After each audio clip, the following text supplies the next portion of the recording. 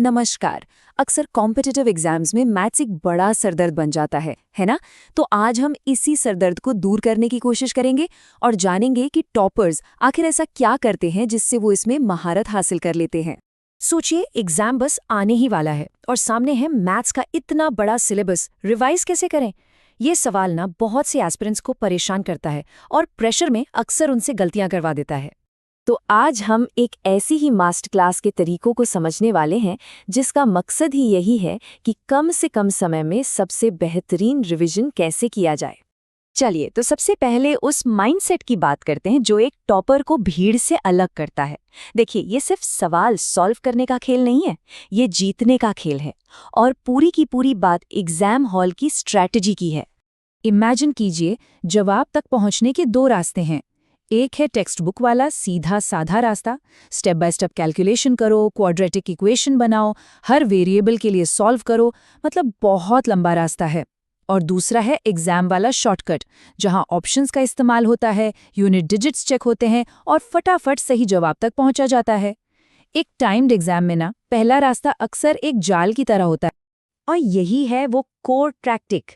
99.99% मामलों में जब ऐसा कोई सवाल आता है तो टॉपर उसे सॉल्व करने नहीं बैठता, वो सीधे ऑप्शन से जवाब ढूंढने की कोशिश करता है। तो ये थॉट प्रोसेस काम कैसे करता है? बहुत सिंपल है। पहले देखो सवाल पूछ क्या रहा है, फिर दिए गए ऑप्शंस पर नजर डालो। अब कोई एक ऑप्शन उठाओ और उसे सवाल में डालकर देखो क्या वो सारी कंडीशंस पूरी कर रहा है। बस देखिए कैसे एक मुश्किल सवाल एक सिंपल वेरिफिकेशन प्रॉब्लम बन गया और कितना टाइम बच गया। अच्छा, तो ये तो हुई स्ट्रैटेजी की बात।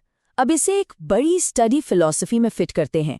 मतलब हमें ये समझना होगा कि किस सब्जेक्ट के लिए कौन सा हथियार इस्तेमाल करना है। और यहाँ दो पावरफुल टेक्निक्स सामने आती हैं। पहली है प्रैक्टिस, यानी अभ्यास। इसका मतलब है अलग अलग तरह के प्रॉब्लम्स को बार बार सॉल्व करना।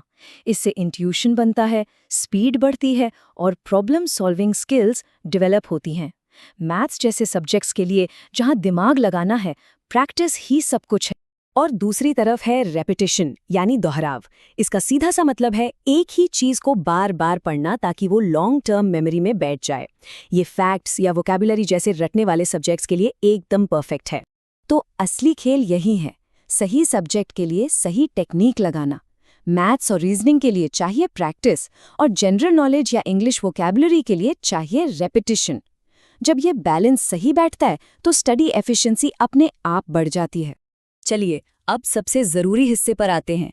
एग्जाम में सक्सेस का सबसे बड़ा पहलू, द मेंटल गेम, दिमागी लड़ाई कैसे जीतनी है। और ये बात गांठ बांध लीजिए, दिमाग से बोझ उतार फेंकना है कि हर सवाल को सबसे बेस्ट तरीके से सॉल्व करना ही है। कोई नहीं कर पाता, और जो कहता है कि वो करता है वो झूठ बोल रहा है। ये एक बहुत बड़ा रियलिटी चेक है। टॉप परफॉर्मर्स भी प्रेशर में हर सवाल का परफेक्ट सॉल्यूशन नहीं निकाल पाते। तो एग्जाम के दिन क्या याद रखना है? पहली बात, ये बिल्कुल नॉर्मल है कि हर बार बेस्ट मेथड इस्तेमाल ना हो पाए। दूसरा, गोल स्कोर को मैक्सिमाइज करना है, परफेक्शन लाना नहीं। तीसरी बात, सोचने में टाइम लगता है सबके लिए, चाहे तैयारी कितनी भी अच्छी क्यों ना हो। तो शांत रहना है और अपनी मेहनत से बनाए एप्टीट्यूड पर भरोसा रखना है। याद रखिए, काम एग्जाम क्लियर करना है, कैलकुलेशन स्पीड का दिखावा करना नहीं। तो आखिर में बस ये एक सवाल बचता है, क्या सिर्फ सवाल पढ़े जा रहे हैं या एग्जाम के लिए एप्टीट्यूड बनाया जा रहा है? क्योंकि यही एक सोच है जो एक नॉर्मल तैयारी और एक विनिंग स्ट्रैटेजी में फर्क पैदा करती है।